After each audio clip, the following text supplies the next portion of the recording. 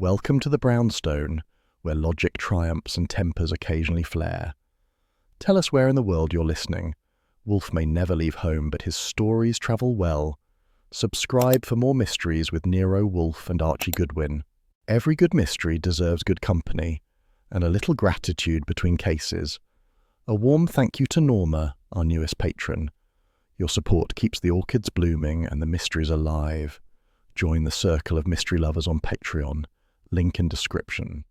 Nero Wolfe and the rival who hated him. If Serenity ever tried renting a room in our brownstone, it picked the wrong morning.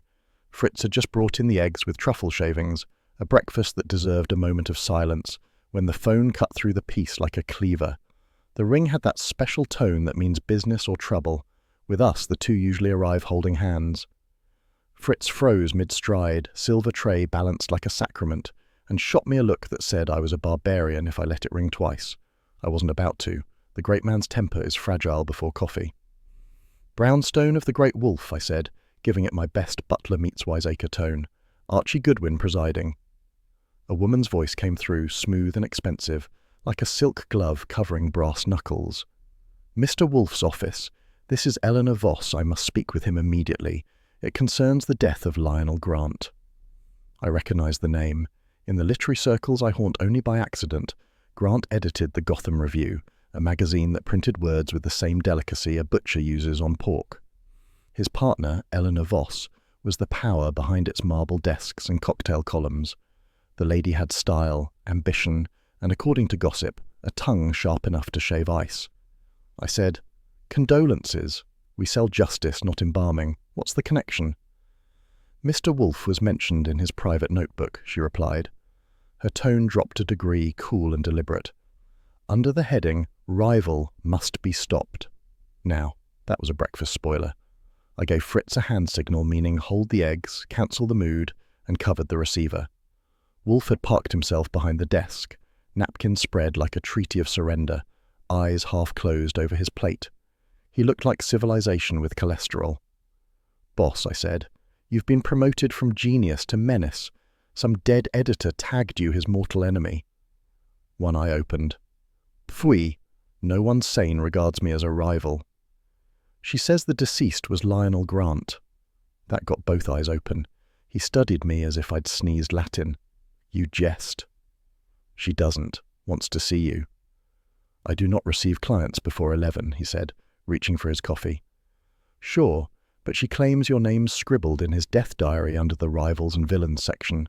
That might make the noon edition." He groaned softly, the sound he makes when civilization disappoints him. "Mr. Goodwin, your levity is intolerable before digestion." "Then I'll risk your ulcers. Shall I tell her to come after orchids, or shall we charge her extra for disrupting the omelette?" He exhaled through his nose, a lazy dragon. "Very well. 5 minutes. Inform her that I shall hear her preliminary statement, but will not, under any inducement, discuss payment until luncheon." I went back on the wire. "Miss Voss, congratulations. He'll grant you 5 minutes of priceless irritation. Address is West 35th, Brownstone with delusions of grandeur. Ring once, we bite after the second." She thanked me in a voice that could have chilled champagne. When I hung up, Wolfe was buttering toast with the precision of a surgeon closing a wound. "This, Archie," he said, "is what comes of notoriety.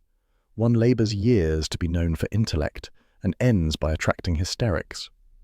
"Better hysterics than boredom," I said. "At least she's got money, judging by her vowels." He grunted. "If she has intellect, I might forgive the vowels." By the time the doorbell sounded, Fritz had retreated to salvage breakfast. I answered it to find a woman who made the front step look underdressed.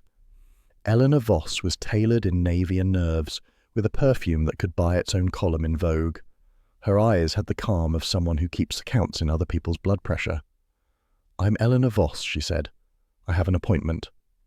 "You and every tax collector in New York," I said. "This way."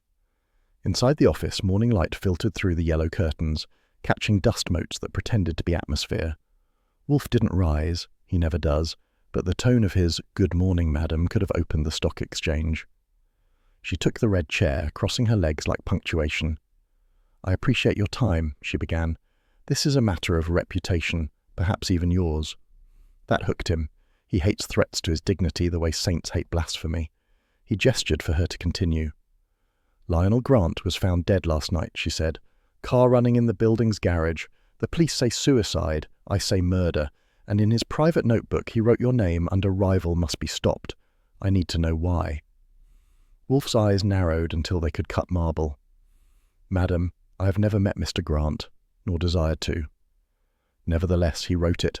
He also kept a manuscript, a book he was reviewing that, rumour claims, exposed certain prominent men for unorthodox conduct. That manuscript is missing. Ah, Wolfe leaned back. And you suspect I removed it?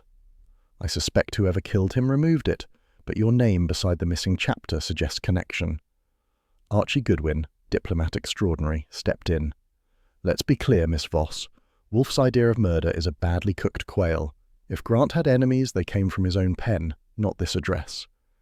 She looked at me as though I were a comma she hadn't authorized, then turned back to Wolfe. You're known for your discretion. I need that. I also need you to protect my reputation. If the police connect me to his death, I'll lose the review. Wolfe reached for his napkin as if wiping her words from the air. Miss Voss, I detest conjecture before coffee. However, defamation even by a corpse is intolerable.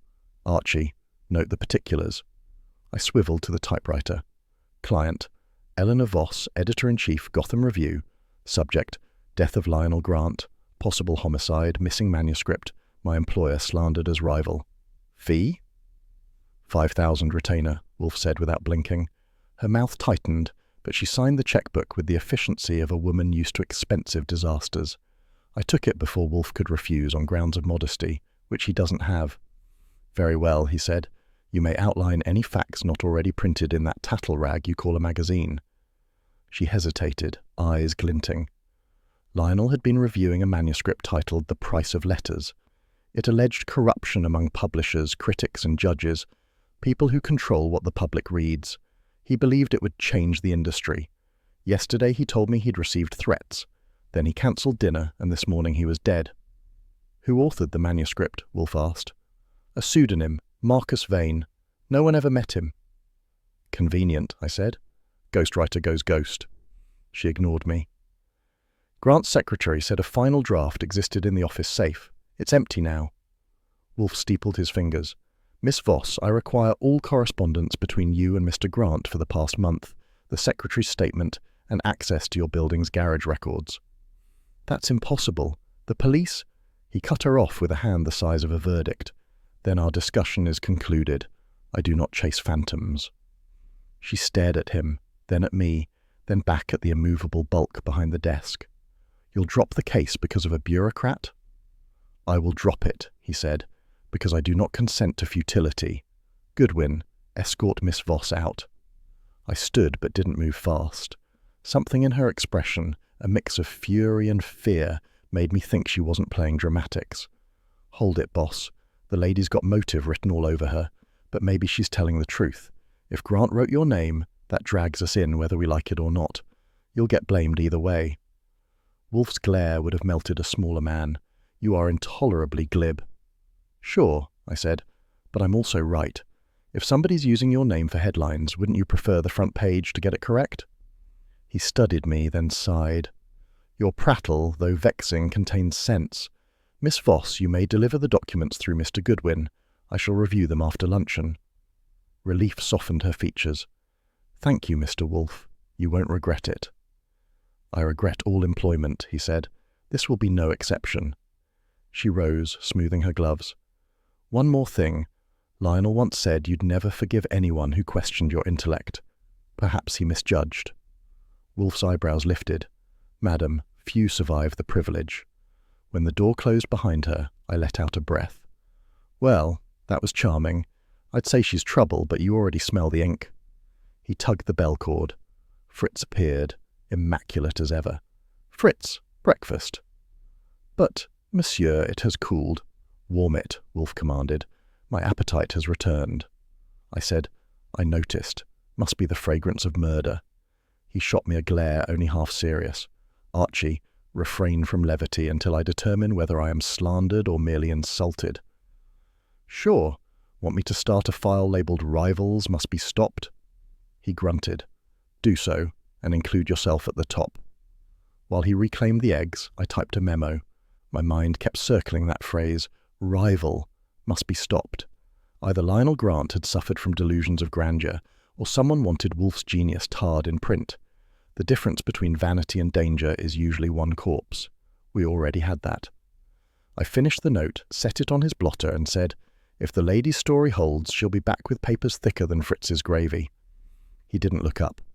If her story fails, she will still be back. The ambitious always return for absolution. Nice theology, I said.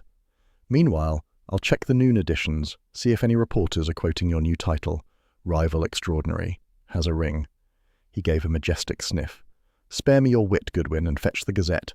If my name is in print, I shall verify the spelling. I left him to his truffles and vanity, thinking that the day had started with breakfast and was already halfway to indigestion. Somewhere in Manhattan, a corpse was whispering Wolfe's name in blue pencil, and if that didn't earn another pot of coffee, nothing would. By 11:05, I'd finished filing my morning sins, and the air smelled of orchids instead of truffles. Wolfe had returned from his greenhouse in a temperate mood, which meant I could finally brief him on the morning's excitement. Our client phoned again while you were with the orchids, I said. She's on her way back, documents in hand. Wolfe grunted. Eleanor Voss. The same. Sounds rattled but rich. 10 minutes later, the doorbell rang again, and Miss Voss returned. Same navy suit, less poise, and a folder clutched like it contained her reputation. Whatever calm she'd worn earlier had been traded for urgency. Mr. Wolfe will see you, I said, opening the door. You must like danger to come back twice in one morning. She didn't smile. I like survival. Inside, Wolfe gestured to the red chair. Be seated, Miss Voss, you may proceed. She set the folder on his desk. These are copies of Lionel's correspondence, police statements, and the suicide note. Wolfe's eyes sharpened.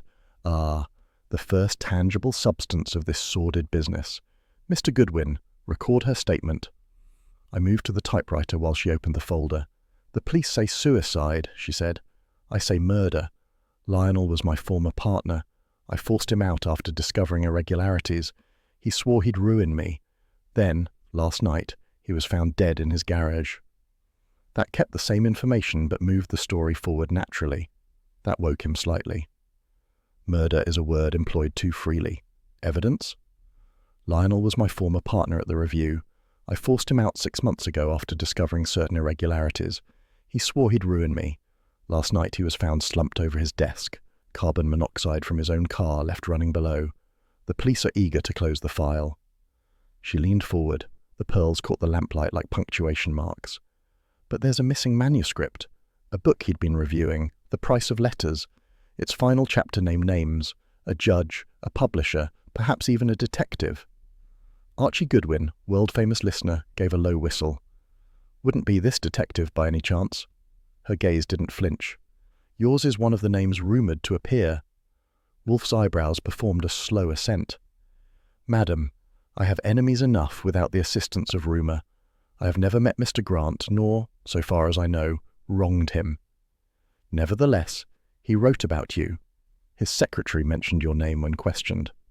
I said, Well, boss, you did once call the review a journal for half-literate poseurs. Maybe he took it personally. Silence, Archie. Wolfe's tone could have frozen ginger ale. He turned back to her. If your purpose is to hire me, proceed. If it is to scold, withdraw. She drew herself straighter. I want the truth. The missing chapter threatens reputations, mine among them. And if Mr. Grant's death hides blackmail, I need to know before the police discover it in print. Wolfe closed his eyes a moment, fingers steepled. Your candour is refreshing, though self-interested. You were, of course, in his company recently. 2 days ago. We argued about the magazine's finances. He accused me of betrayal. I told him to grow up. That was the last time I saw him alive. Archie Me said, I'd hate to see your editorial meetings. Do you throw ashtrays or just verbs? She ignored that, which was wise. Wolfe opened his eyes. You presume the killer sought the manuscript? Yes. Whoever controlled that chapter could control careers, including mine. Or mine, Wolfe murmured. A disagreeable notion. He reached for his notebook, a heavy ledger that looked fit to record revolutions. Facts, madam, if you please. Location of the body, witnesses, and any police irregularities. She listed them crisply.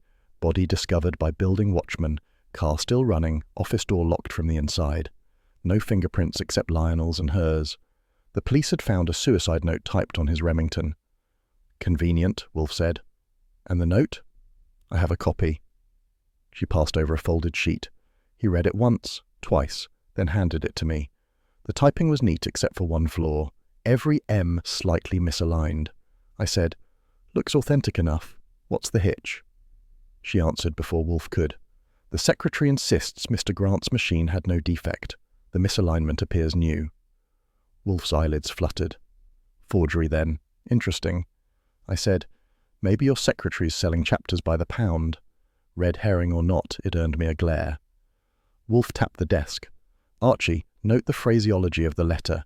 My mistake. 2 words only. Suicides favor confession, not concision." "So," I said, "we're dealing with a concise killer." She half smiled despite herself. "You do have a way of lightening morbidity." "Madam," Wolfe said, "Mr. Goodwin lightens everything except my patience. Continue." Her voice lowered. "I also received this." She withdrew a smaller envelope unsealed. Inside was a single sheet torn from the review's stationery, bearing only 4 words in block capitals. "Don't print the chapter." Wolfe's nostrils flared. "When?" "This morning. No signature. Hand-delivered." "Indeed. The ink?" "Black. Fountain pen. Cheap." Archie couldn't resist.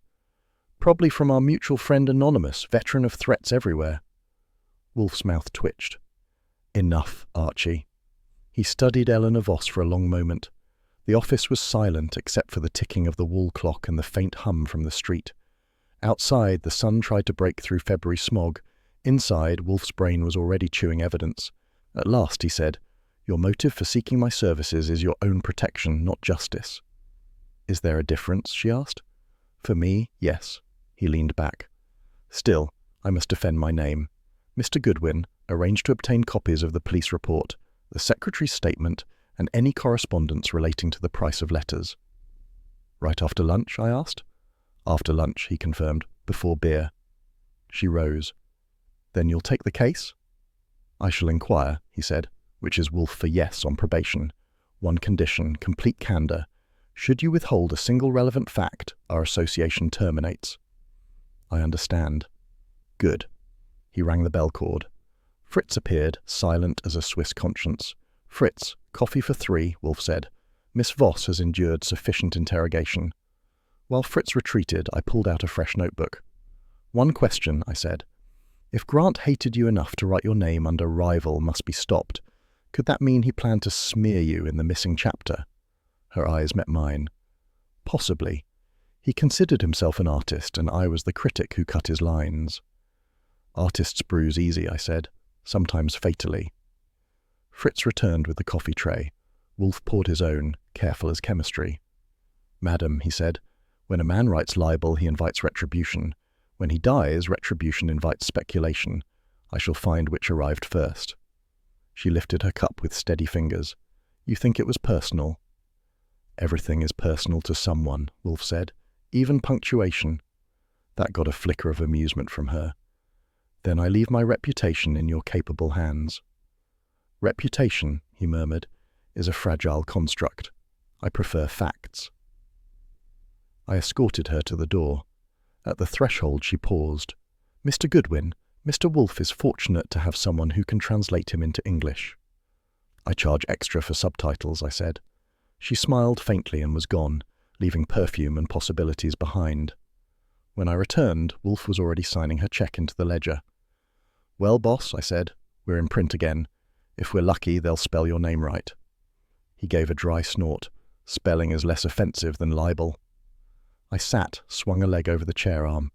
"You really think the lady's innocent?" "Of nothing," he said, "but perhaps not of murder." "That's comforting." "It should be. I dislike guilty clients. They complicate billing." I laughed. "You'd acquit the devil if he paid cash in advance." "Archie," he said mildly, "the devil would haggle. Fetch Mr. Cohen at the Gazette, discreetly. I must learn how far this scandal has spread." Right after lunch, I said again. He reached for the bell cord, ending discussion. After lunch. At precisely 1 o'clock, Fritz's voice drifted from the dining room announcing lamb with rosemary. Wolfe rose, a mountain setting sail, and I followed, thinking how in our business ink could draw blood faster than bullets. The lady had left shadows thick enough for both. If there's one thing Manhattan does better than murder, it's disguise it with marble.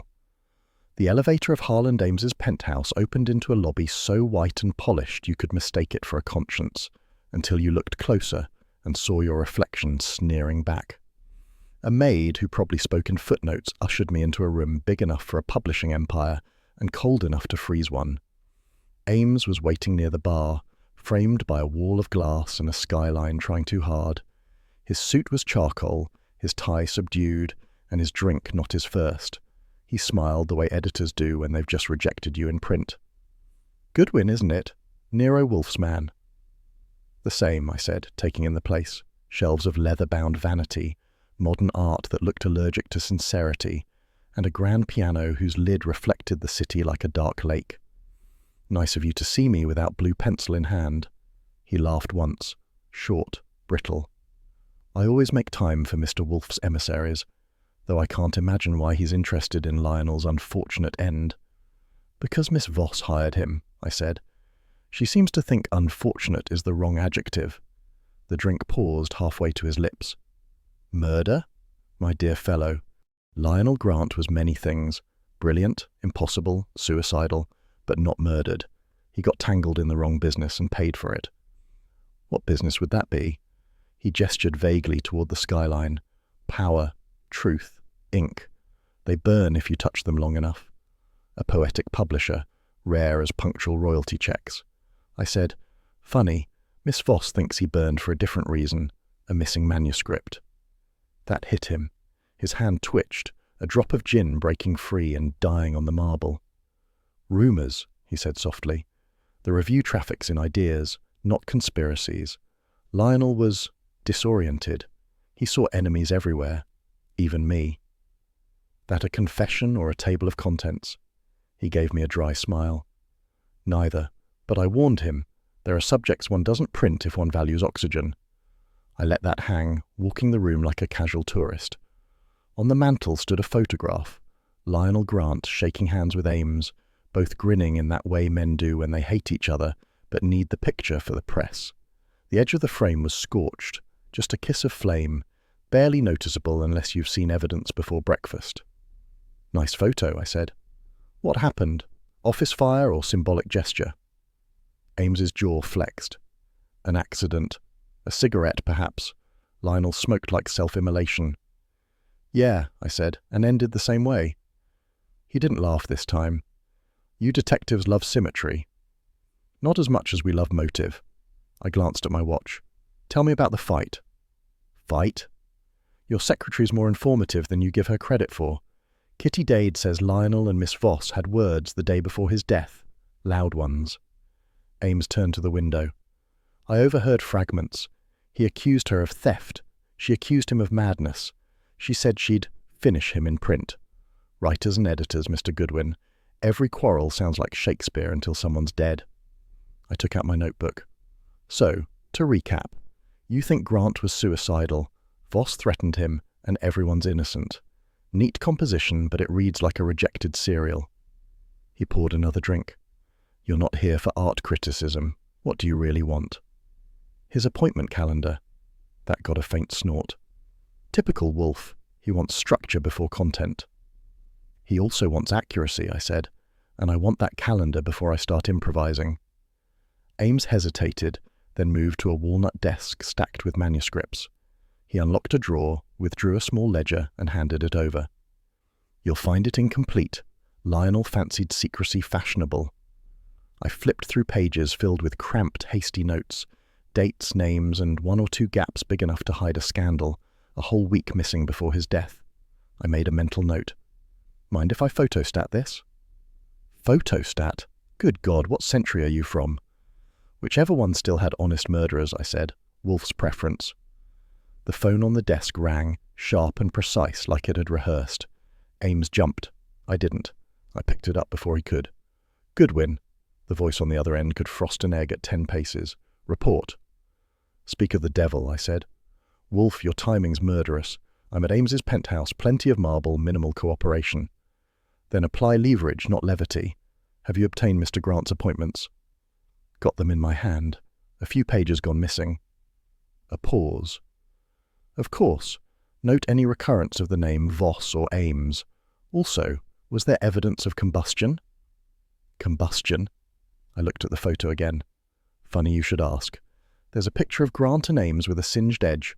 Somebody started to burn it and lost their nerve." From the line came a soft grunt. "So, fire follows vanity. Mr. Ames is listening?" "Close enough to hear you say something flattering," I said. "Then tell him nothing," Wolfe ordered. "Merely retrieve the calendar and depart. At once. And Goodwin, avoid improvised charm. It wastes oxygen." "Yes, sir. Anything else?" "Do not scramble what I am frosting." The line went dead. I hung up and grinned. "Your reputation precedes you," I told Ames. "He says hello, by which he means keep your mouth shut." Ames gave a strained chuckle. "Wolfe's methods are legendary. Tell him for me that publishing and homicide share a principle. Both depend on timing." "Sure," I said. "And both end in headlines." I tucked the ledger into my briefcase. "I'll get this copied and returned. Don't leave town without a proofreader." As I reached the door, Ames said, "Mr. Goodwin, off the record. Lionel was dangerous because he knew too much about the people he wrote about. You can print that in your mind." I paused. "I'll file it under foreshadowing." In the hallway, the maid reappeared, quiet as footnotes again. She looked nervous, which made two of us. I said casually, "Tell your boss he should get that burn mark looked at. Fire spreads fast in high places." She blinked. I didn't do it." That was interesting because I hadn't accused her. Back in the elevator, I flipped open my notebook and scribbled, "Burned photo, secretary overheard threat, missing week in calendar." Then, for my own amusement, I added, "Ames lying with style, worth reprint rights." When I hit the lobby, I found a payphone and dialed home base. Wolfe answered with the elegance of a hanging judge. "Well?" "I'm out," I said. "Calendar secured, Ames nervous, evidence of attempted cremation in frame form." "Excellent. Return at your leisure, so long as that leisure concludes before luncheon." "You're a tyrant with a timetable." "Punctuality, Archie, is civilization's last defense. Did you observe any unusual odors?" "Only fear and gin in equal measure." "That will suffice." I heard him reach for the bell cord. "Fritz will prepare you eggs if you return promptly." "Promise me he'll skip the truffles. I've had enough richness for one morning." "Phooey," he said, and hung up. I stepped out into the street. The February wind bit like editorial feedback, slicing through my coat. Somewhere above me, Ames was probably staring at that scorched photograph and wondering how much longer marble could hide the smoke. A taxi drifted to the curb. I climbed in, told the driver 35th Street, and watched the city roll by, grey, brilliant, full of secrets that burn just slow enough to look respectable. In my line of work, that's the most dangerous kind. There are apartments in Manhattan that smell like success, and others that smell like effort trying to look like success. Kitty Dade's smelled like both, with a touch of cheap perfume and nervous coffee. The place was on West 54th, third floor walk-up, the kind of address that makes typewriters clatter faster. When she opened the door, she was all eyes and elbows. Pretty, yes, but the sort of pretty that checks the hallway twice before speaking. "Mr. Goodwin?" she asked. "Mr. Wolfe's assistant?" "That's the rumor," I said. "I'm here about Lionel Grant. You worked for him." She waved me in. "Worked, yes. Slept, never. Don't believe what they print." I grinned. "I try not to. Mind if I sit before your chair starts pacing?" She laughed a little, then perched on the edge of a sofa that had seen better tenants. A chipped percolator steamed on a side table. I declined a cup. The coffee smelled like punishment. "Lionel was frightened," she said abruptly. "Not of death exactly, of being erased. He said there were people who could kill with words and make it look like a printing error." "That's poetic," I said. "He write that down, or just monologue over the carbons?" "He called it literary blackmail," her voice quavered. "He had proof. Letters, invoices, maybe even recordings. He said some of the biggest names in publishing were paying for fake reviews, and politicians were using them to build reputations. He said it went all the way up." To where? To anyone who could buy a sentence and sell a reputation. I let that percolate. And where's this proof now? She hesitated, chewing her lip. Hidden. He said it was in the manuscript that could burn a city. Nice title, I said. Maybe a touch long for serialization. What was it really called? She didn't smile. He didn't tell me. He only said he'd sent for someone who could keep it safe, a man he respected. I leaned forward. And that man was? She reached for her handbag, pulled out a folded scrap of paper. It was the torn corner of a stationery sheet, our stationery. I'd know the heavy cream stock anywhere, the embossed Nero Wolfe, 914 West 35th Street. My eyebrows did a slow dance. That's our address. You mean he intended to contact Wolfe? She nodded. He said Wolfe was the only man in New York he could trust. Said if anything happened, Mr. Wolfe would understand. Well, I said, he didn't get around to it. Now you've made me the delivery boy. I held out my hand. Mind if I borrow this souvenir? She hesitated, then gave it to me. Please don't tell Miss Voss I talked to you. She's been calling. I didn't answer. I don't trust her.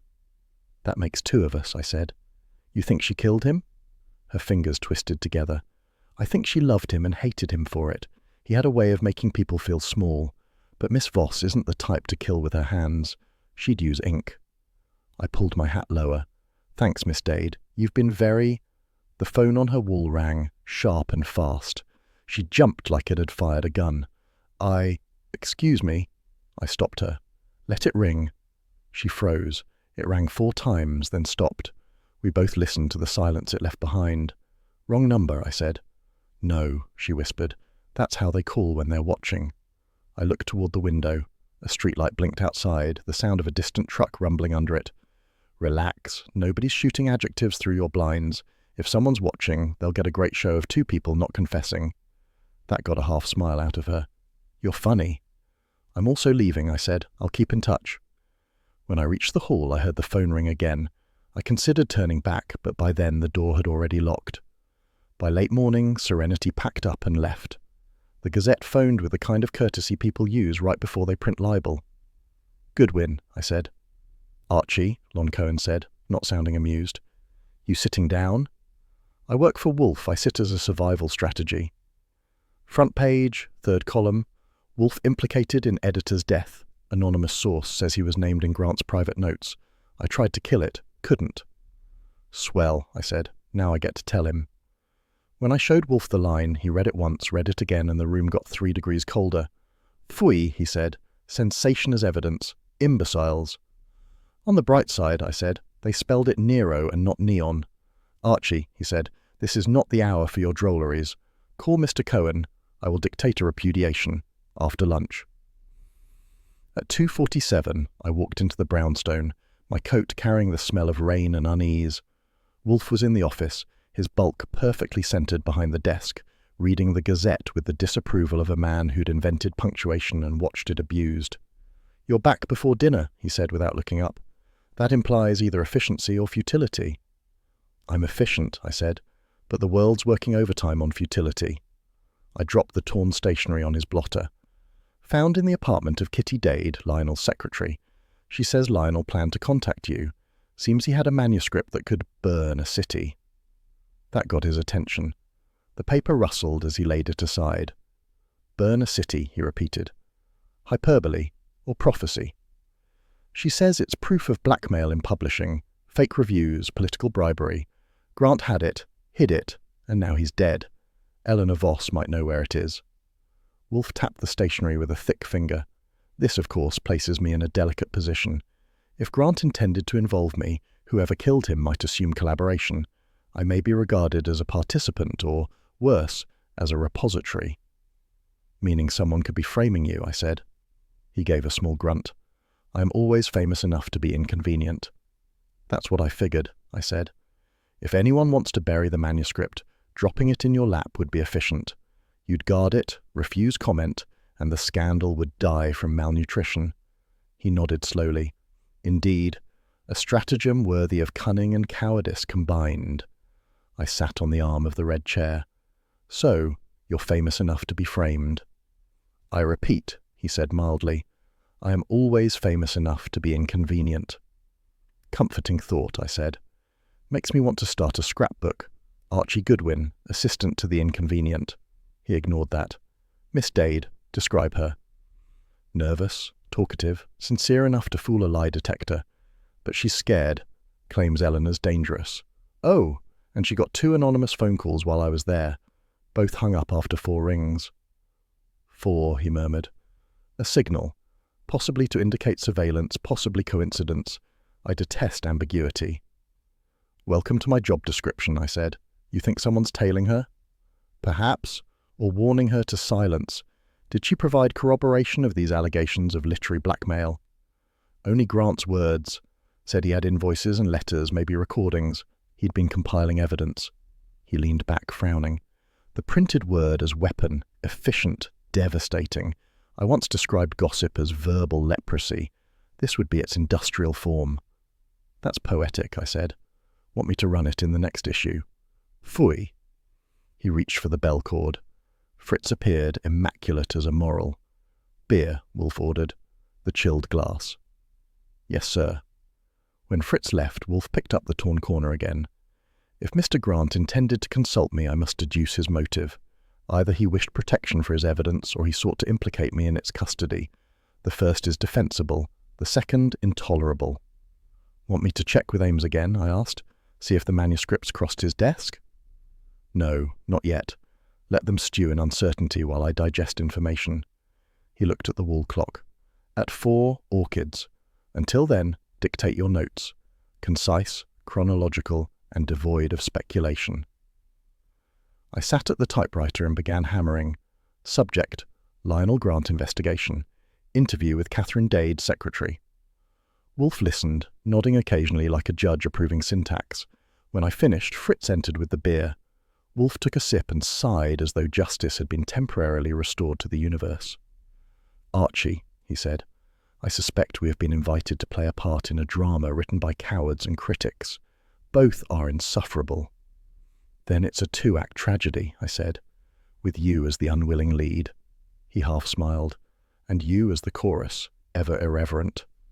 Someone's got to sell tickets. He closed his eyes, dismissing me. Very well. Lock the office. I will ascend to the orchids. I rose. If anyone calls 4 times and hangs up, I'll assume it's not the florist. He grunted. Assume nothing, observe everything. As the elevator hummed him upward, I stood a moment, staring at that torn piece of stationery under the desk lamp. Words could kill, all right, if written by the right hands and read by the wrong ones. And somewhere out there a manuscript was waiting to burn a city, and maybe us with it. If the phone ever rang at a convenient time, it'd die of shock. I was halfway through typing up notes on Kitty Dade when it went off, shrill enough to make me miss the old rotary bell. Wolfe was upstairs with the orchids, which meant civilization was temporarily unsupervised. I picked up. Brownstone of the unflappable Nero Wolfe, I said. Cut the fancy, Goodwin, came the familiar growl. This is Kramer. That tone had cigarette ash and irritation baked into it. Inspector, always a joy. You calling for lunch or a warrant? Neither. I've got a tip you're meddling in the Grant business. Depends on your definition of meddling. If it means asking questions without handcuffs, then yes, we're guilty. I'll be there in 10 minutes. He hung up, which saved me from being witty at him. I had just enough time to tell Fritz to hide the beer supply. When Wolfe finally descended at 11:58, on schedule naturally, he found me clearing a chair in the office air. What now, he rumbled. Kramer's on his way. He halted mid-step, eyebrows rising like thunderclouds. Confound it, Archie. I have not yet digested luncheon. Then consider it an appetizer. He muttered something in Latin that sounded unprintable, settled behind the desk, and began lining up pencils with surgical precision. The doorbell rang exactly 7 minutes later. Fritz, punctual as doom, appeared to announce, Inspector Kramer, sir. Kramer entered trailing cigar smoke and departmental fatigue. His fedora was tilted at the angle of a man allergic to diplomacy. He stood in the middle of the rug as if the room had insulted him. Wolfe, he said, you had to stick your nose in, didn't you? Wolfe folded his hands. Inspector, I assure you my nose remains precisely where nature placed it. I grinned. And that's usually 2 steps ahead of the police. Kramer shot me a glare. Keep it up, Goodwin. I'll deputize your typewriter as evidence, I said. It's under contract to the great man only. Phooey, Wolfe said. Sit, Inspector. You've come for conversation, not cardio. Kramer dropped into the red leather chair, exhaling smoke like an overworked locomotive. All right, I'll be brief. I don't like outside interference, and I don't like journalists calling me about what Wolfe's digging into. Miss Eleanor Voss, Wolfe said smoothly, has engaged my services in a personal capacity. That does not constitute interference. She's a suspect, Kramer snapped. Her fingerprints were on the garage key that started Grant's car. That is unsurprising, Wolfe replied. She was his partner. Familiarity breeds contact, not culpability. Kramer grunted. You're defending her before you know the facts. I defend logic, Inspector. It is a neglected art. He bit down on the cigar. Grant's death was suicide. We've got his note typed by his own machine. It said, "My mistake." Indeed? Wolfe's voice turned silky. And what mistake was that? That's what I'd like to know. Maybe trusting her. Maybe writing the wrong exposé. He'd been drinking, he was broke, and he had enemies. Classic suicide cocktail. Yet, Wolfe mused, he poured it with remarkable neatness. Kramer scowled. Meaning what? Meaning, Wolfe said, that Mr. Grant, by all accounts, was a meticulous man. His grammar, his finances, even his malice were correct. Such men do not end their sentences so abruptly. I piped up. And you said his typewriter was missing its M key. That'd make it tough to write my mistake, wouldn't it? Kramer looked at me, annoyed he'd have to answer.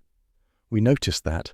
The key jammed and snapped off, but the note was still typed, probably written earlier. Or by someone else, I suggested. He puffed hard, producing enough smoke to violate 3 ordinances. Goodwin, I've been on this job 30 years. You think I don't know a fake suicide when I see one? This isn't it. Then what is it? I said. A literary coincidence? He ignored me. Look, Wolfe, I'm warning you. Stay out of this.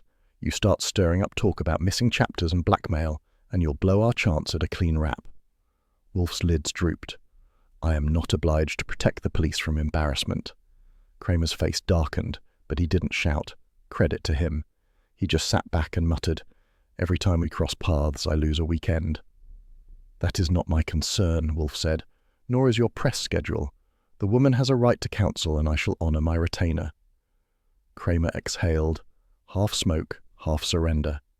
Fine, but if you withhold anything, I never withhold, Wolfe said. I simply await comprehension. The silence stretched. The clock ticked once, insolent. To break the tension, I strolled over to the beer cabinet. Inspector, you look parched. How about Fritz's special brew? It might even improve your disposition. He gave me the look of a man deciding between arrest and homicide. You first, Goodwin, if it's not poisoned. I poured anyway, handed him a chilled glass and raised mine. To public service. Slow, but sincere. He took a token sip, then set it down as if it were evidence. Wolfe's mouth twitched, the Wolfe equivalent of laughter. Your persistence, Archie, borders on valour, he said. Everything about me borders on something, I replied. Kramer sighed, rubbing his forehead. For once, let's skip the comedy. I came here to tell you what we've got, and maybe you'll see reason. Proceed, Wolfe said, his tone polite as arsenic. Grant left no sign of struggle, Kramer said. Garage door closed, car running. Door key used from the outside. No fingerprints except Voss's. We checked the typewriter. No sign anyone else used it. And that missing key broke 2 days before. We confirmed it with the repair shop. Yet, Wolfe murmured, the note exists. Exactly. Then someone else had access to another typewriter, or repaired his. Kramer's brows met. You're implying forgery. I imply nothing. I deduce the improbable. I leaned on the desk. Inspector, maybe someone typed that note on another machine and planted it. Kramer frowned but didn't bark. We found no second machine. Wolfe waved a hand. Then perhaps the murderer was tidy. He leaned back, closing his eyes. Inspector, would you indulge a question? Kramer grunted assent. Has the missing manuscript been located? Which one? The one rumoured to expose corruption among your city's literary and judicial elite. I believe it is the centrepiece of this affair. Kramer's eyes narrowed. You mean that book Grant was reviewing? It's vanished. We're looking. Ah, Wolfe said softly. Then we share a common pursuit. You may take comfort in that. I'd rather take results, Kramer muttered. Wolfe opened his eyes again. Then permit me to offer a small observation. The typewritten phrase, my mistake. The first word begins with an M, as does the second. On a machine lacking that letter, the author might have selected a phrase deliberately ironic. Kramer snorted. So now it's a literary suicide? Or a theatrical murder, Wolfe said. Mr. Grant lived by print. Perhaps he died by punctuation. That earned me a grin. You've got to admit, Inspector, it's catchy. Murder by punctuation might make a good headline. Kramer ground the cigar in the ashtray. You two should take your act to Broadway. Wolfe inclined his head. Our audience, Inspector, prefers sense to applause. He rose. Well, as much as Wolfe ever rises, which is to say, enough to signal the end of the conversation. You will, of course, keep me informed. Kramer stood too, tugging his coat. Don't push it, Wolfe, but yeah, if anything breaks, you'll hear. There it was, the closest thing to respect Kramer ever issued without paperwork. At the door, I said, Sure you won't take that beer. Fritz gets offended when good malt goes to waste. He gave a grunt that might have been laughter. Tell Fritz I'll risk it next time. When the door closed, I turned. Wolfe was already reaching for the bell cord. Fritz, he called, open another bottle for Mr. Goodwin. He has earned it.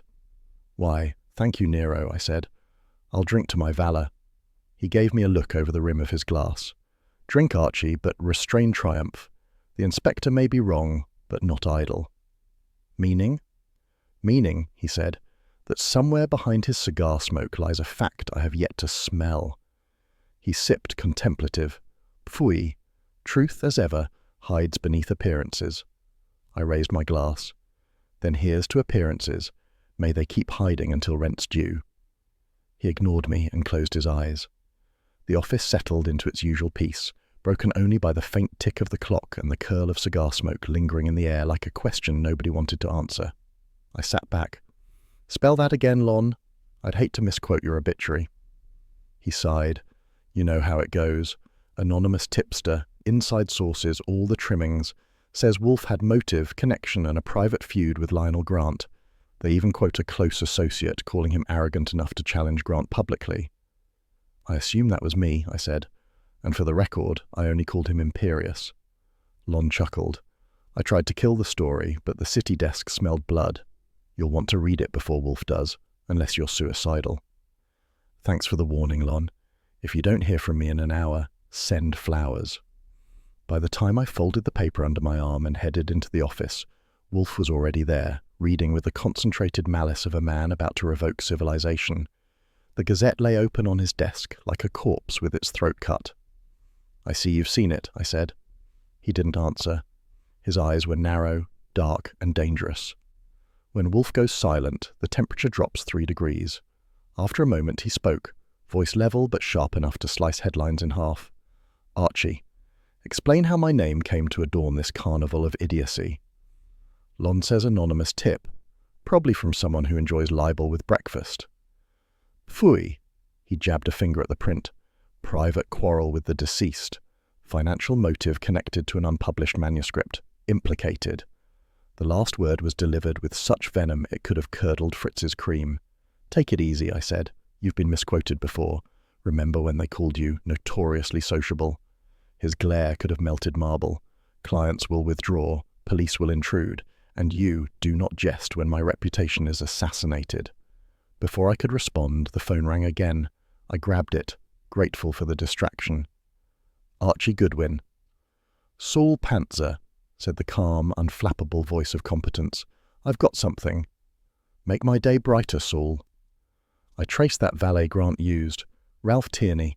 Turns out he's been taking quiet cash for odd jobs. 2 weeks before Grant's death, he got paid to lift some letters from Wolfe's outgoing correspondence. I sat up. You mean somebody paid him to steal from us? Yep, he didn't know what he was taking. Just envelopes marked confidential.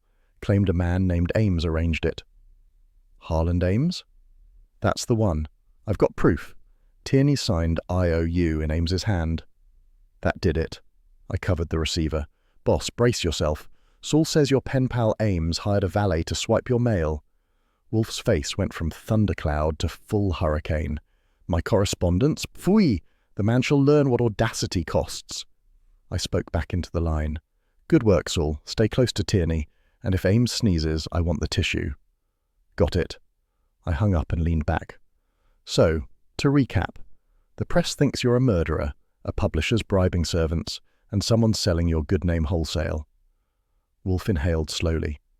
The concatenation of imbecility is staggering. He reached for the bell cord. Fritz, beer, 2 glasses. Fritz appeared like an apology in an apron, placed the tray and withdrew. Wolfe poured, then pushed 1 glass my way. Drink, Archie. It will make your flippancy less intolerable. I raised it. Here's to infamy. The phone rang again. Wolfe's look said don't answer, but I did anyway. Brownstone, Goodwin. This is Eleanor Voss. I didn't bother hiding the edge in my voice. You've been popular, Miss Voss. The Gazette thinks you and Wolfe share hobbies. I know, she said quickly. And before you accuse me, I'm the one who leaked his name. That stopped me cold. You what? I had to, she said, voice trembling but steady underneath. It was the only way to force transparency.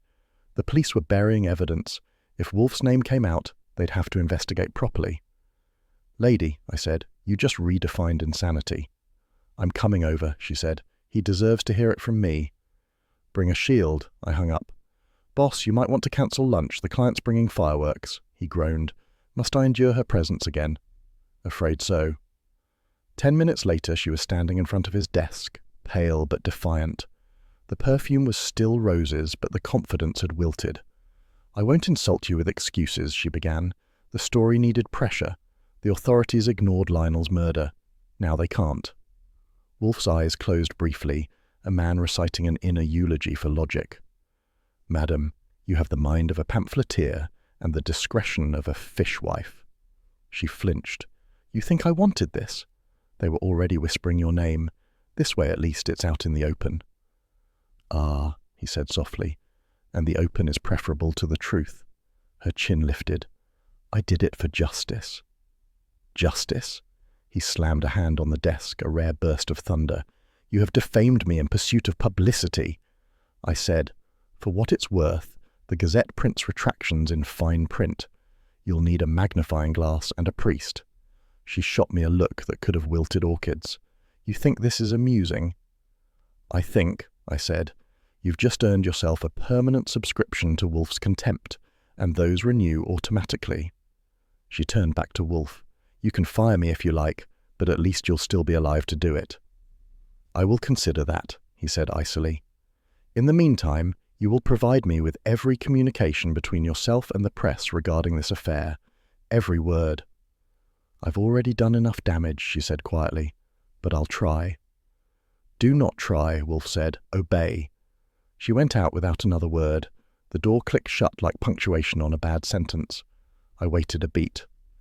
So, that's the client who wanted transparency. You can see right through her, especially the part where her brain ought to be. He didn't answer. He just sat there, massive, unmoving, radiating fury like a furnace sealed under marble. When Wolfe gets that still, even the air takes a step back. Finally, he said, Archie, prepare a statement for the press. I will repudiate the allegation and terminate Miss Voss's employment. Sure, I said. And then what? You'll clear your name but lose the only witness who might have half a lead. He glared. The woman betrayed me. She betrayed everybody. But if you quit, you're doing exactly what they want, giving them the last word. He was silent. I leaned forward. Come on, boss, you don't retreat from idiocy, you catalogue it.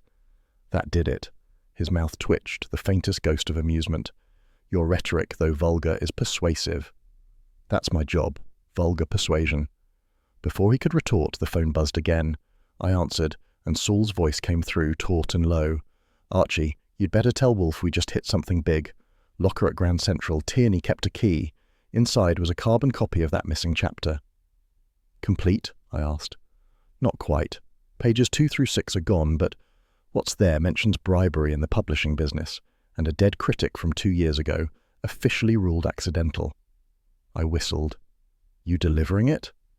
On my way now. I hung up. Saul found the missing chapter, well, a slice of it. Mentions payoffs and an old death that wasn't so accidental. Wolfe's expression sharpened. Bribery and a corpse. The press will feed on it like maggots. He stood, or as near as Wolfe ever stands, looming behind the desk. Archie, draft a memorandum to Inspector Kramer. Inform him of this find and demand proper custody of the document. Demand? You sure you want to start issuing orders to homicide? I am protecting the integrity of evidence, not requesting permission. I got to the typewriter, fingers ready. What's the headline for your version? He gave me a look. Perhaps the truth, when convenient. At that moment, Fritz appeared at the door. Dinner will be delayed, sir. The lamb— Confound the lamb, Wolfe barked.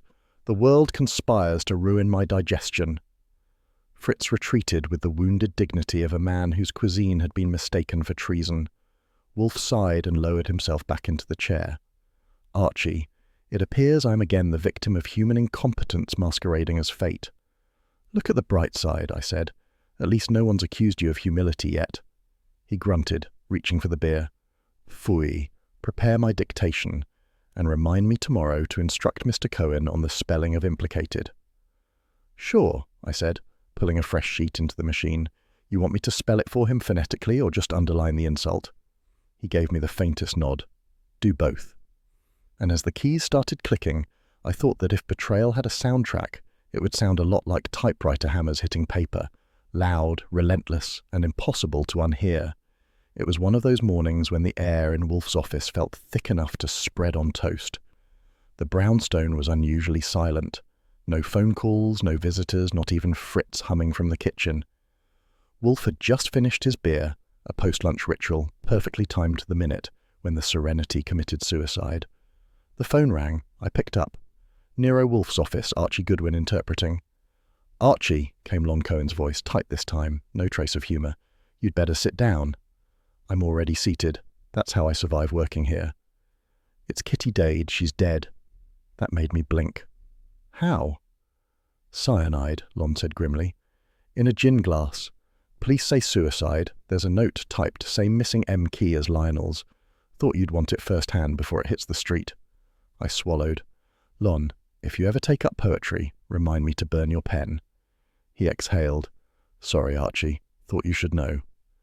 I hung up and turned. Wolfe was watching me, unreadable. News? He asked. Bad and recycled. Kitty Dade just took the same exit Lionel Grant did. Poison in her gin, note typed with a crippled M. He didn't move for a moment. Then he closed his eyes and said softly, Repetition, the surest mark of intention. Before I could reply, the doorbell sounded. Fritz appeared to announce, Inspector Kramer, sir. Wolfe muttered, Ah, Providence delivers interruption on schedule. Kramer entered looking like the hangover of the law, hat still on, cigar smouldering, expression grim. He didn't bark this time. His voice had the weight of bad habit. You heard. We have, Wolfe said. And you come, I presume, to inform me rather than accuse me? Kramer grunted. I'd enjoy doing neither. Suicide. Same typewriter trick as Grant's. Cyanide cocktail. You tell me if that sounds like coincidence. It sounds, Wolfe replied, like orchestration. Kramer sat down heavily, shaking his head. She was scared, Goodwin. You talked to her. Said she was jumpy, but cyanide, that's not impulse, it's choreography. I agree, Wolfe said, and I want an autopsy. Kramer blinked. You what? An autopsy. Full toxicology, gastric contents, fingerprint analysis on the glass, and bottle. The apparent pattern demands verification. Kramer chewed on the cigar, not lighting it.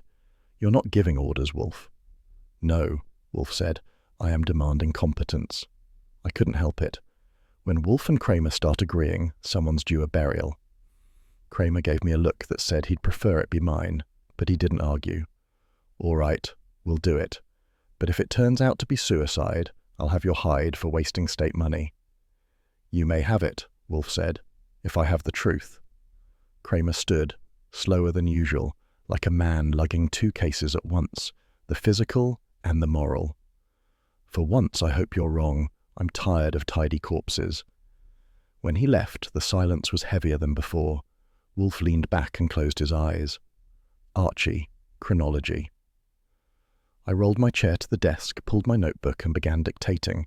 First, Lionel Grant, carbon monoxide. Now Kitty Dade, cyanide. Both ruled suicides. Both left typed notes with the same defective M. You think we're dealing with a writer who loves his motifs? He opened his eyes. A murderer who loves imitation. The fatal plagiarism. The bell cord trembled under his hand. Fritz! Fritz appeared in the doorway. Yes, sir. Beer. One for Mr. Goodwin as well. His nerves require fortification. Fritz vanished and returned moments later with the tray. Wolfe poured carefully, then regarded me over the rim of his glass. Tell me, Archie, what did you observe at Miss Dade's apartment when you visited her? Plenty of nerves, a phone that rang too often, and coffee strong enough to confess to anything. She was scared, sure, but I didn't see suicidal despair, more like a woman waiting for someone else's shoe to drop.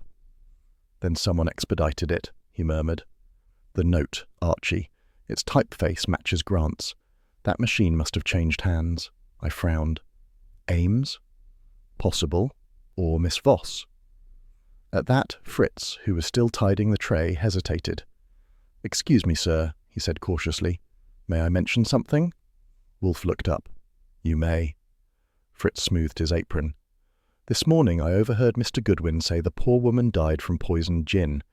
It reminded me, Miss Voss asked me a few days ago where Mr. Wolfe's imported tonic water came from. She said she was considering it for a literary luncheon. I turned sharply. Eleanor asked you about our tonic? He nodded. Yes, sir. I told her it was Schweppes imported, and that it was kept in the cabinet near the gin. She thanked me very politely. Wolfe's eyes glinted. Fritz, you have a remarkable memory. Thank you, sir. Leave us. When the door closed, Wolfe stared at the carpet as though the pattern might confess. Archie, Fritz's recollection implies access to my kitchen. Miss Voss was here last Thursday. She could have inspected the bottles. But the poison was at Kitty's, not ours. Perhaps, Wolfe said, but pattern loves rehearsal. If Miss Voss inquired about gin or tonic, she was exploring a method. She may have guided its execution elsewhere. I said, So you're putting our elegant client in the poisoner's seat? He frowned. I do not put her there. She sits of her own volition. Her duplicity is artless, yet consistent. Maybe she's just unlucky, I said. He gave me a glance that could dry ink. Luck is a superstition invoked by fools and gamblers. This is intention. The phone rang again, breaking the tension. I grabbed it. Goodwin. Saul Pantzer, came the calm voice. I tailed Ames.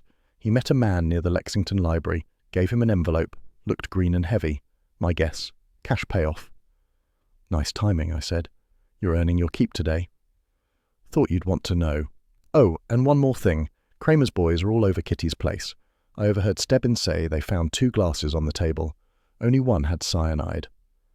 That perked me up. 2 glasses? That's not suicide, that's company. Exactly. I'll keep close. When I hung up, Wolfe's eyes were on me. Well? Saul says Kitty wasn't drinking alone. 2 glasses, 1 poisoned, and Ames is still tossing cash around like he's bribing ghosts. Wolfe leaned back, fingers steepled.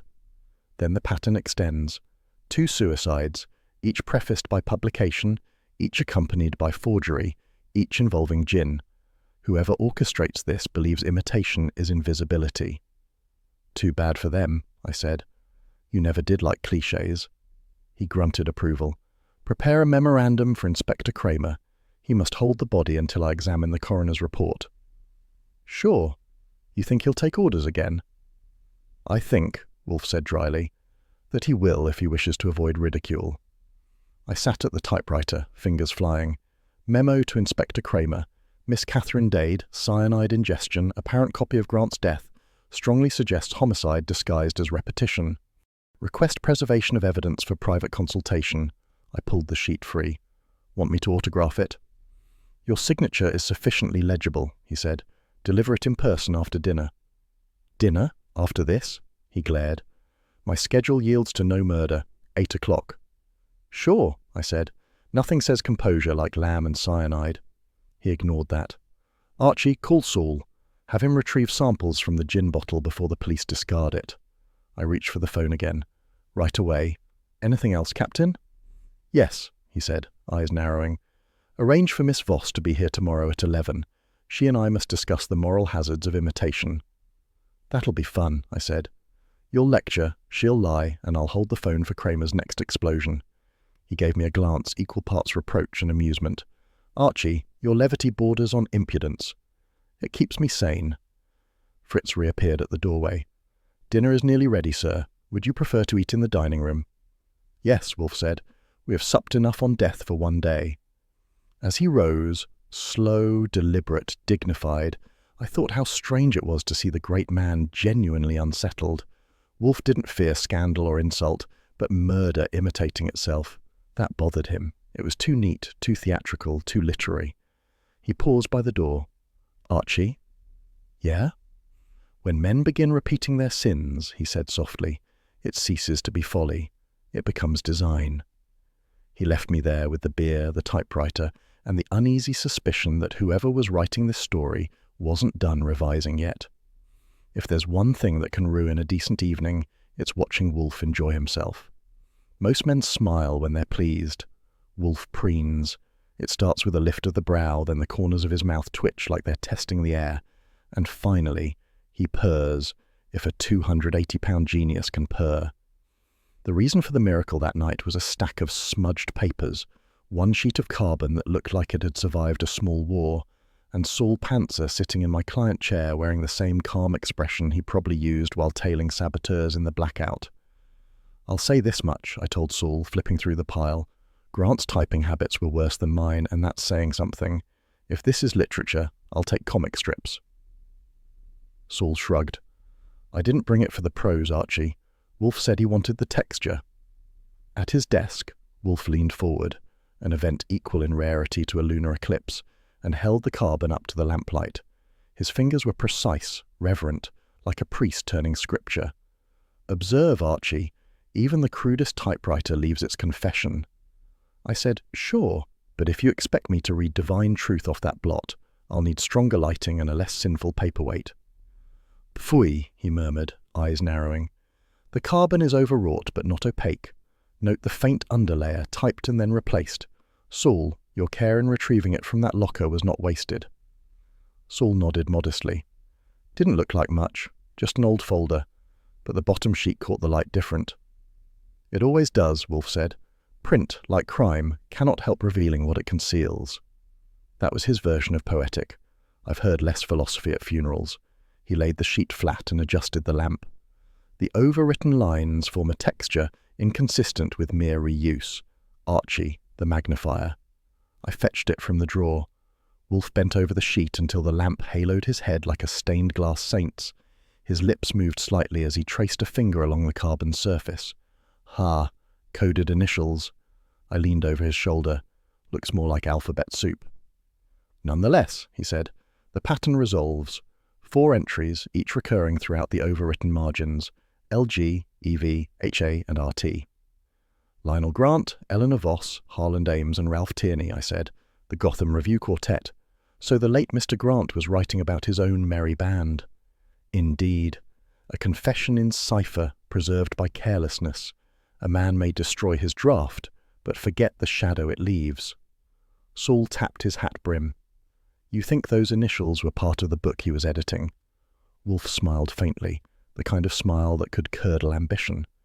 "They form the structure of a ledger, not a narrative, each followed by sums, dates, and one phrase repeated: Mercury Club." I straightened. "The Mercury Club? That's uptown near 52nd. Publishers and columnists drink there to prove they can afford gin." "Exactly," Wolfe said. "A night celebrating a lucrative book deal, according to our Miss Voss's earlier remarks. I had dismissed it as social chatter. It now becomes our locus." Saul rubbed his chin. "So Grant knew something about that deal and wrote it down before someone stopped him." "Not wrote," Wolfe corrected. "Preserved. The permanence of carbon, gentlemen. Even when one seeks to erase words, the paper retains their ghosts." "Nice moral," I said. "Maybe you can sell it to the Gazette under advice for the guilty." Wolfe ignored me, which I took as a compliment. His eyes moved again across the page, slower now, deliberate. The office was so still I could hear the tick of the wall clock arguing with his breathing. Then he made a sound, a soft, satisfied grunt. "Archie," he said, "bring the mirror from the cabinet." I fetched it, though what he wanted with a shaving tool in a murder case was beyond me. He angled it against the lamplight, laid the carbon atop a white blotter, and adjusted it until the faint reverse impressions shone like bruises under skin. "There," he said. "Do you see it?" I squinted. All I see is an ink smudge that could be Ohio. Not the map, the margin. I looked again.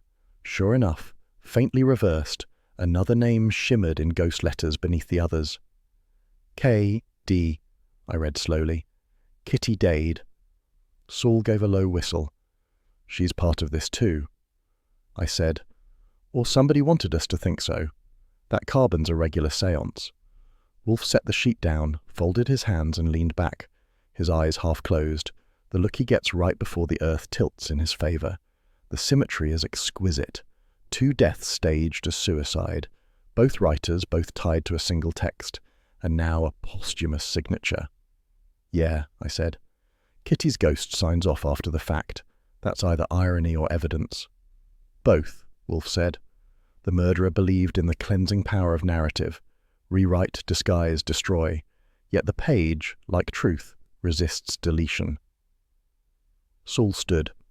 "You'll want me to find out who was at that Mercury Club shindig." "Exactly," Wolfe said. "Discreetly. Secure any mention in society columns. If anyone recalls the evening, note anomalies. Absences, quarrels, bills paid too promptly. The devil resides in receipts." "Got it," Saul said, heading for the door. "I'll report by midnight." When he was gone, I looked at Wolfe. "Well, we've got initials, a dead typist, and a ghost autograph. What next?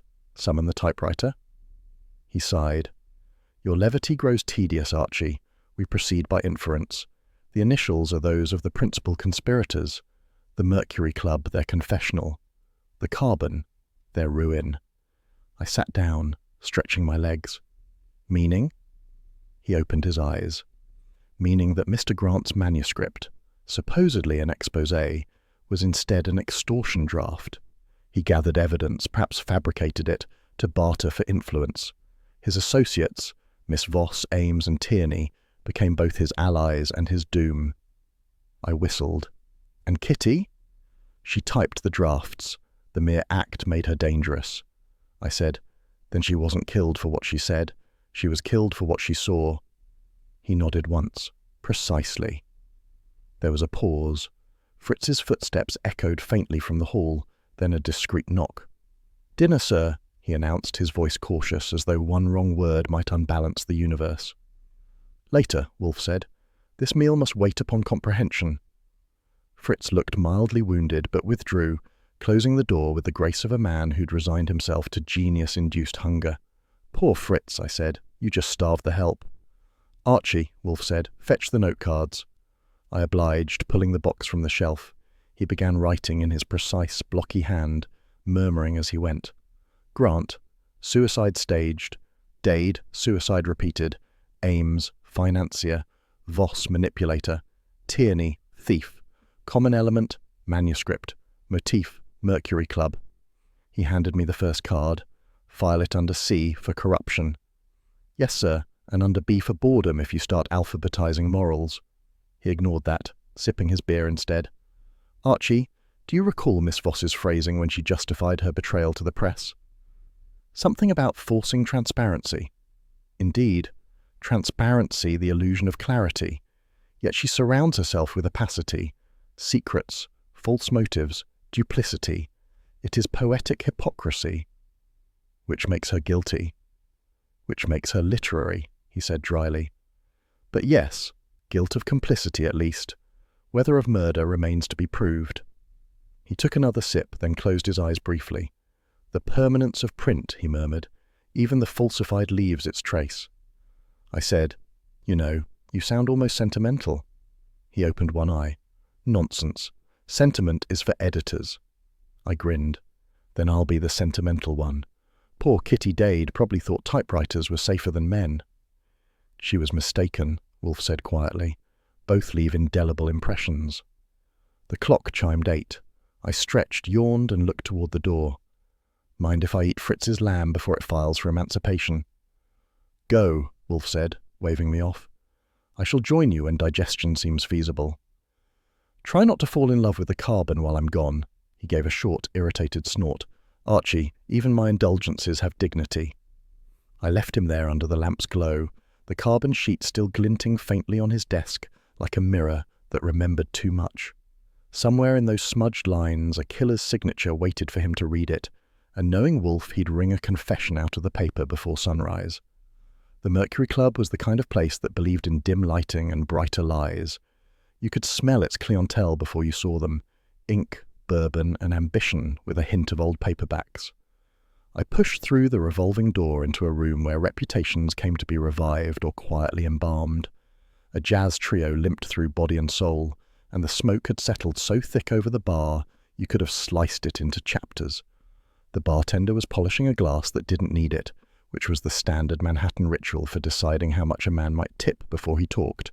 He looked up when I took the stool. "What's your poison?" "Curiosity," I said, and slid a 5 across the counter. "But pour something brown so I look sociable." He smirked, poured bourbon with the care of a man handling evidence, and pocketed the bill. "You a newspaper man?" "Worse. Private operative. Name's Archie Goodwin." His eyes sharpened. "You work for that Wolfe guy, don't you? The one the papers are roasting." "Depends on how you define roasting," I said. "If you mean slow and public, yes." I took a sip. "I'm looking for background on Lionel Grant's last appearance here." The bartender's shoulders stiffened. "That's bad business, friend. The cops already asked." "Sure," I said. "And you gave them the polite version. I'm looking for the one that buys another drink." He hesitated, then nodded toward the bottle. "You got nerve." "I get paid for it." He leaned in. Grant came in late that night. Looked like he'd been chewing glass. Ordered gin, neat, which wasn't his usual. He always drank scotch, smooth stuff. But that night, he wanted something that bit back. I said, "Who was he meeting?" "Harland Ames was here first, over by the piano. I heard him say, 'You're ruining everything, Lionel.' Real quiet, but with venom." 10 minutes later, Eleanor Voss came in. She was all poise until she wasn't. They argued in the corner, then she ran out crying. "Crying or acting?" He shrugged. "Didn't check her tears for ink." "Fair enough. What about Ralph Tierney? His name come up?" "Yeah. He was the errand boy that night. Brought Lionel a sealed envelope. Handed it over like it was nitroglycerin. Lionel opened it, read something, and his face went pale. Then he stuffed it in his jacket and waved Tierney off. I figured it was personal, until Ames called Tierney over and slipped him cash right after. That perked my ears. "Cash, huh?" "Crisp bills, folded once. I've seen men pay for drinks, tips, and silence. That one looked like the third kind." I nodded, taking a slow sip. "You're good at noticing." He gave a tired smile. "In this place, noticing keeps you employed." We were interrupted by a woman's laugh, a sharp, deliberate sound from a nearby booth. A couple of editors and a critic were holding court, talking loud about literary revolutions, while the waiter pretended not to hear their unpaid tab jokes. The bartender followed my glance and said, "Grant was with that crowd earlier in the week. Thought he was better than them. Maybe he was, until he wasn't." I tossed a coin on the counter. "You wouldn't happen to remember what brand of cigarettes he smoked?" "Chesterfields," he said automatically. "Left one on the bar that night. Some other fella pocketed it. Can't say who." "Somebody tidy, huh? Maybe they collect souvenirs." "Maybe they clean up after murders." I gave him a half grin. "You're wasted here, pal. Ever thought of joining the force?" He laughed once, short. "I like my hours." I thanked him, then slipped off the stool and wandered toward the booths. The floor was slick with polish and spilled conversation. I kept my eyes casual, scanning the tables. A few faces turned, more out of habit than suspicion. Literary types prefer being watched. On the corner table near the wall, a matchbook caught my eye. Mercury Club gold lettering, lipstick smudge in a familiar rose shade. I picked it up like I was flicking lint from my sleeve. There was also a faint fingerprint pressed into the glossy side.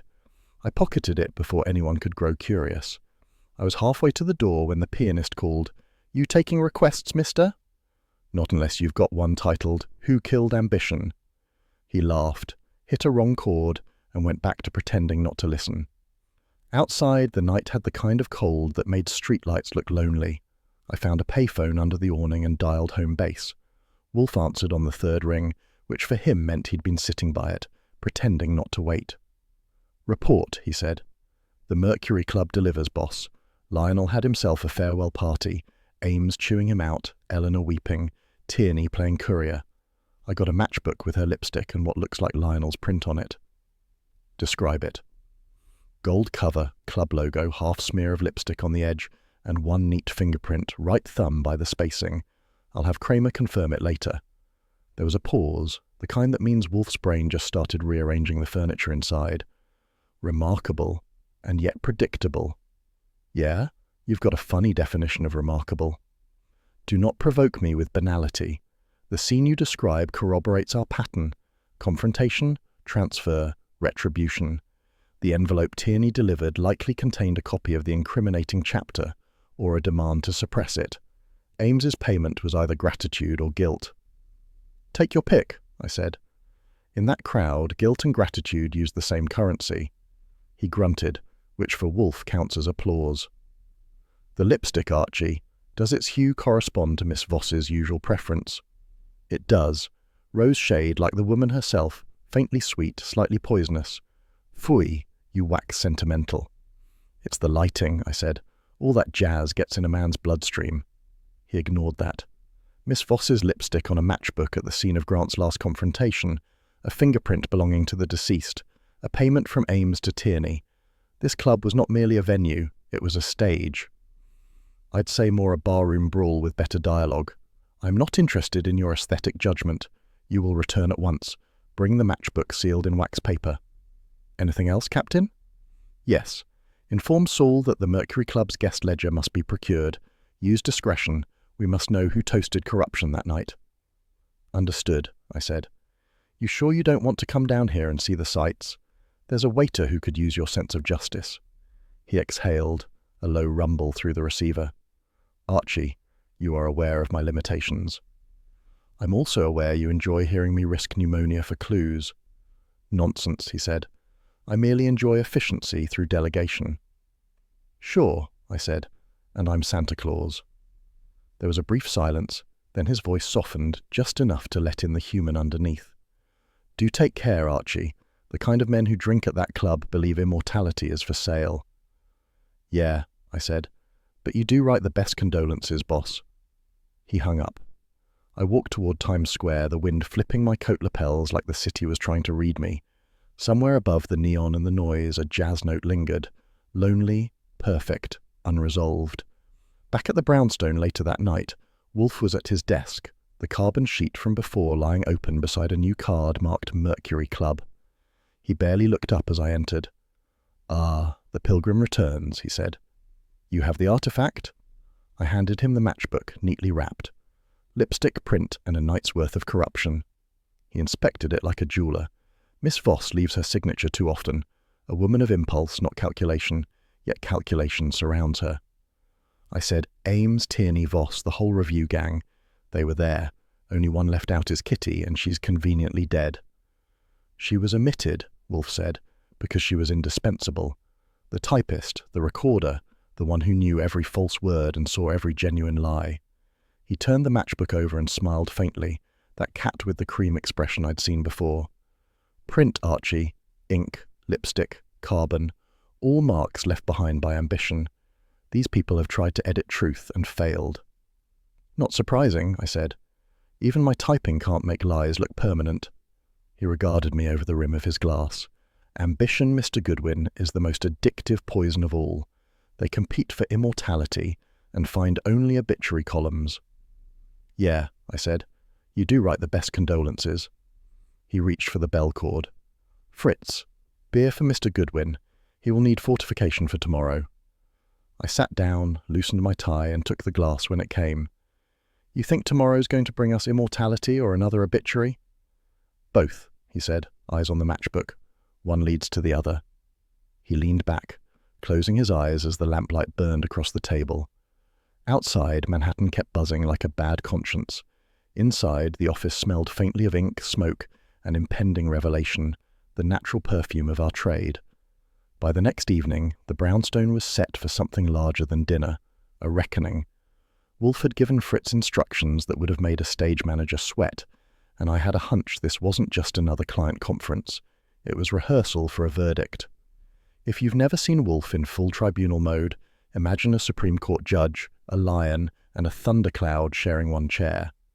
That night, the brownstone wasn't an office. It was a courtroom with better upholstery.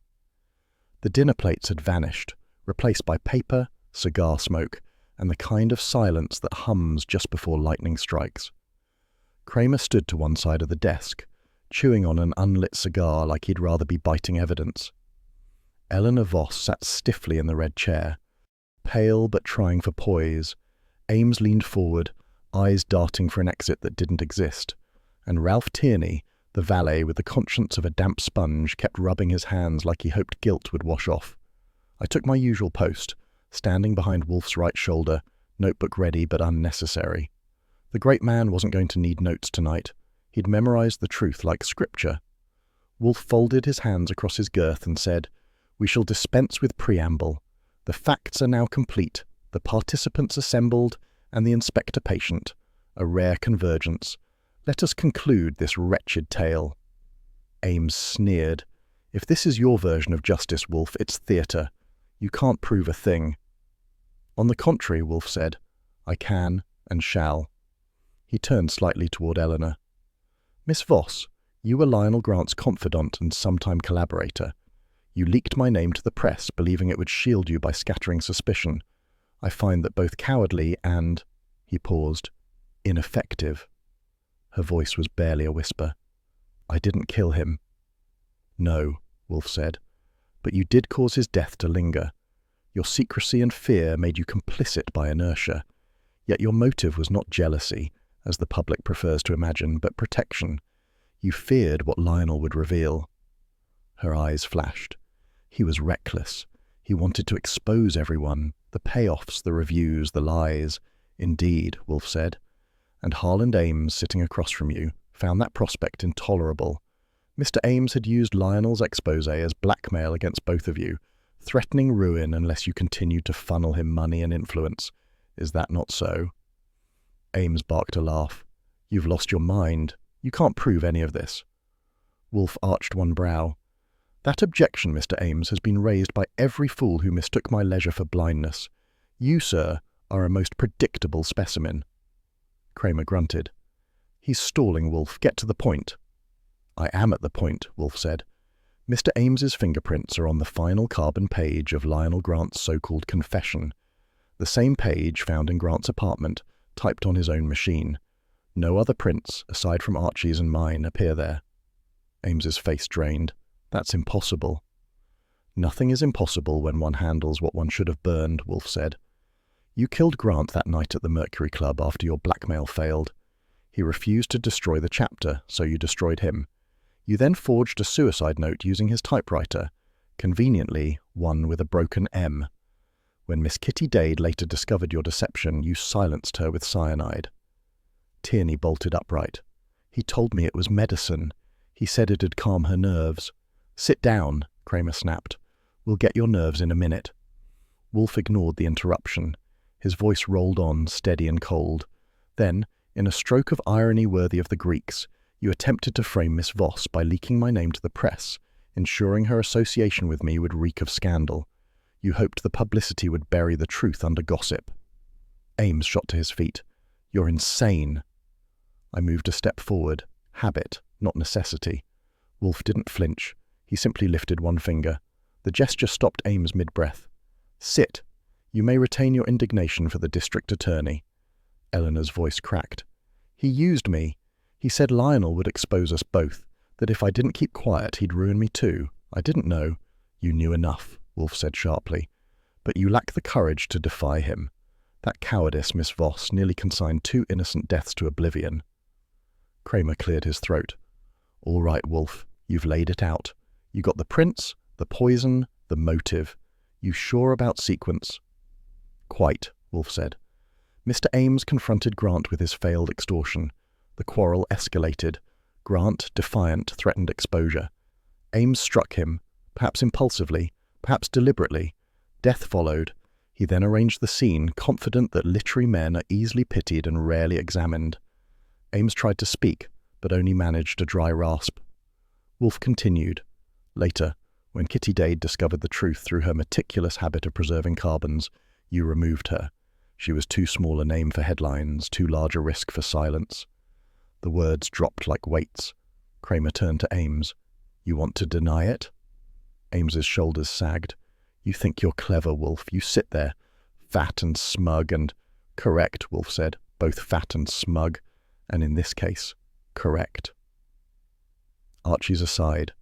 I would have applauded, but the inspector's look said, save it for later.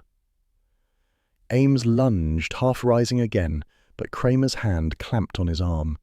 Sit down, Ames, before I save the taxpayers the trouble. The man collapsed back into his chair, sweating. Eleanor covered her face with a trembling hand. I never meant for anyone to die. Wolfe's voice softened slightly. Intentions, Miss Voss, are the cheapest currency. Results are the only ledger that counts. Fritz appeared discreetly in the doorway, eyes wide at the tableau. Dinner is finished, sir, he said carefully. So, Wolfe murmured, is deceit. Kramer straightened. That fingerprint report, you have it? I handed him the envelope.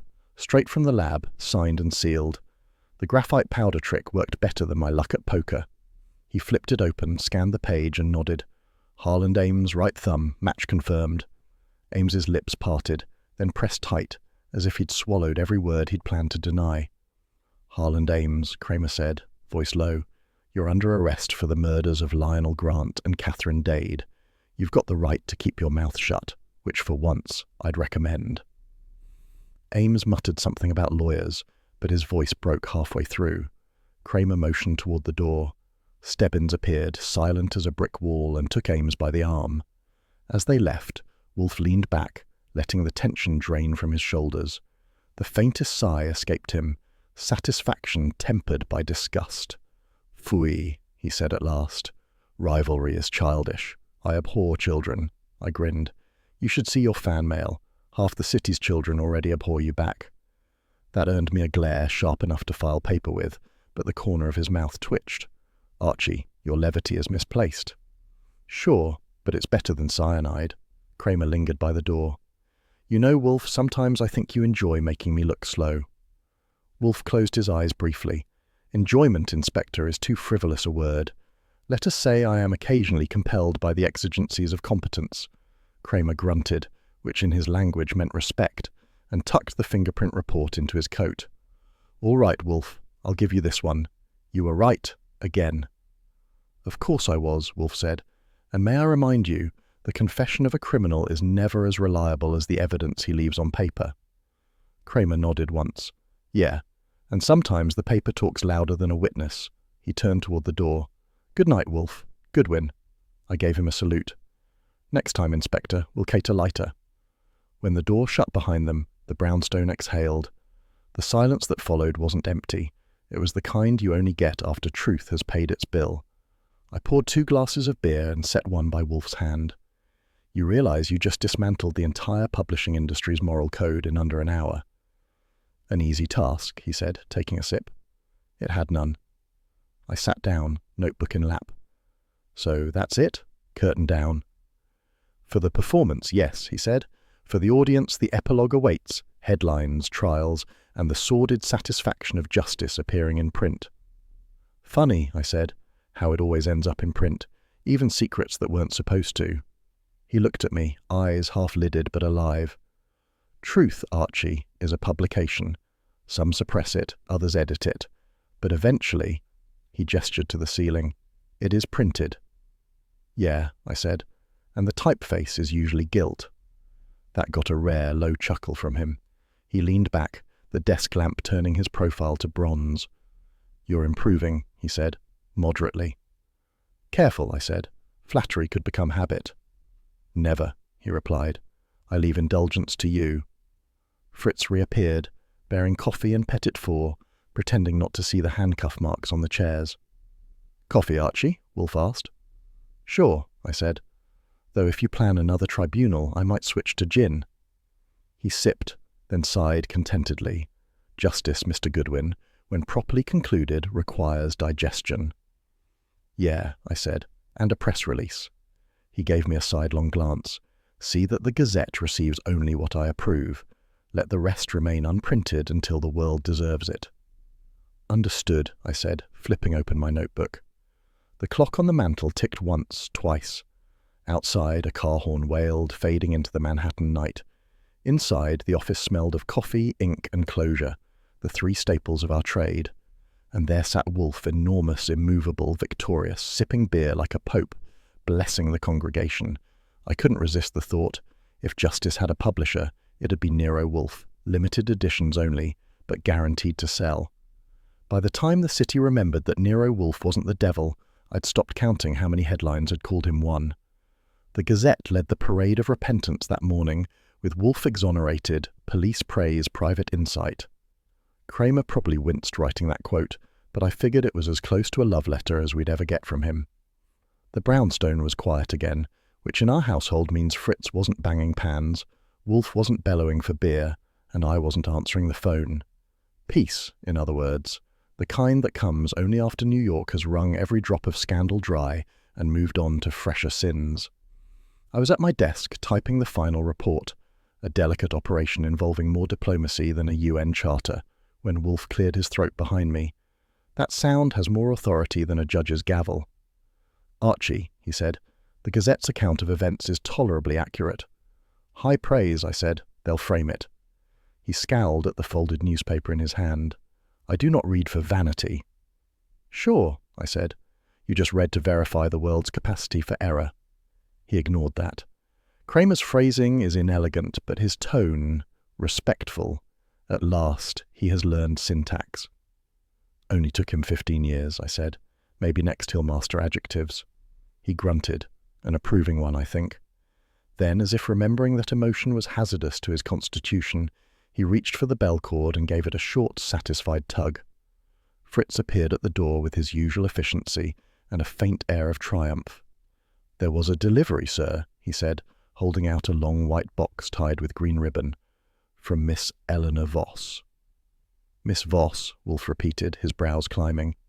"Archie?" I stood, crossing to open the box. Nestled inside was a single orchid, delicate, rare, and more expensive than good manners. Its petals were a strange copper shade, like blushing bronze. A note accompanied it in neat, slanted handwriting, for gratitude and silence. E.V. I whistled. Well, that's one way to apologize. Wolfe examined it from his chair, eyes narrowing as if diagnosing its moral character. "Paphiopedilum curtisii," he said finally. "A hybrid, cultivated under artificial heat, unsuitable for long-term display." "You mean you'll keep it?" "I mean," he said, "it offends me less than most gestures." I grinned. "That's practically sentimental. Shall I fetch a vase or a velvet cushion?" He shot me a look. "You may, instead, place it on the mantel until I decide whether gratitude merits sunlight." "Right," I said. "We'll keep it in quarantine till your forgiveness blooms." Fritz suppressed a smile, the kind that could get a man dismissed in less tolerant households, and retreated to the kitchen.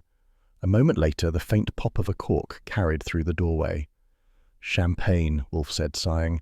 "The man insists on rituals." "Beats funerals," I said. "Besides, we earned it. The city stopped calling you a murderer. You should celebrate, or at least glower with enthusiasm." He frowned at me, then the corners of his mouth betrayed him. "You, Archie, mistake relief for triumph." "I mistake boredom for peace," I said, sliding the typewriter paper free. "And right now, we're at Code Tranquil." He opened the Gazette again, adjusting the page so it didn't tremble, an old habit of his when secretly pleased. The lead editorial was titled "Justice in the Brownstone." Whoever wrote it had clearly spent too much time in the Saurus alleys. It called Wolfe a sentinel of intellect and a bulwark of reason against sensationalism. I read it aloud just to watch him squirm. "A sentinel of intellect," and I said, "that's fancy talk for fat man with a brain." He made a sound halfway between a grunt and a cough. "I detest metaphor." "Then you'll hate this next line. In an era of bylines and deadlines, Nero Wolfe reminds us that integrity is not a headline, but a legacy. That did it. He closed the paper with a thwack. Imbeciles. They confuse moral consistency with stubbornness. Same difference, I said. You'll be lucky if they don't send fan mail next. Phooey.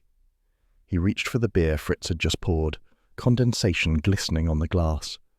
If they do, burn it. Every word or just the adjectives? Both. I leaned back, stretching. The air smelled of lamb and lemon polish. Fritz's idea of spring cleaning for the soul. Outside, Broadway hummed, distant and forgiving. You realize, I said, that for once everyone ends up happy. Kramer gets his arrest, the Gazette gets its story, Eleanor gets her peace, and you get your dignity back. He raised an eyebrow. I had not misplaced it. Try telling that to half of Manhattan. I will not, he said, and sipped his beer. They will read and forget. Not all of them. Some still think you run an empire of gossip and poison. He looked at me over the rim of the glass. Do you? I grinned. I think you run an empire of orchids and indigestion. That earned me silence, the kind that could mean either amusement or homicide. I took the risk and poured myself a glass of Fritz's champagne. We sat there a while, letting the afternoon light drift across the room like an uninvited guest. The orchid caught a glint of it, glowing faintly copper. For a moment, it looked alive enough to smirk. Wolfe glanced at it and muttered, "Symbolism is a vulgar habit." "Agreed," I said, "but it photographs well." He gave up, retreating behind the newspaper again. After a minute, he said, "Archie." "Yes, sir." "Have you typed the final memorandum for the record?" "All 16 pages, double-spaced and alphabetized by confession." "File it," he said. "Then compose a brief note to Inspector Kramer.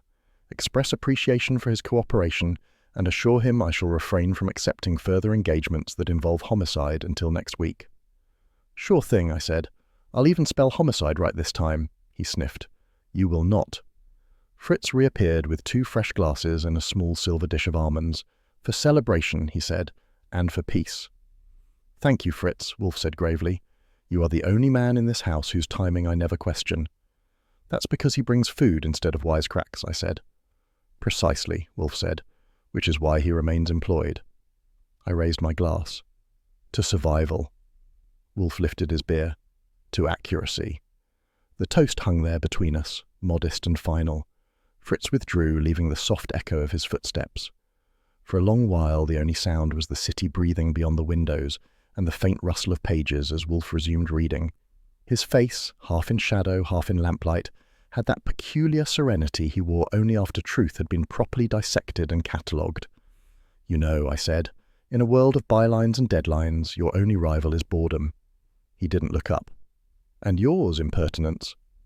"That's why we make a team." He made a low, satisfied noise, something between a hum and a snore. I stood, stretching, and crossed to the switch by the door. The room had settled into that post-case stillness I never quite get used to, the calm of a storm that knows it won't be the last.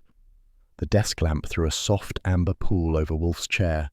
His eyes were half closed, his fingers resting lightly on the Gazette, and the rare orchid gleamed on the mantel like a medal from an enemy. "Good night, boss," I said. He didn't answer, which meant approval.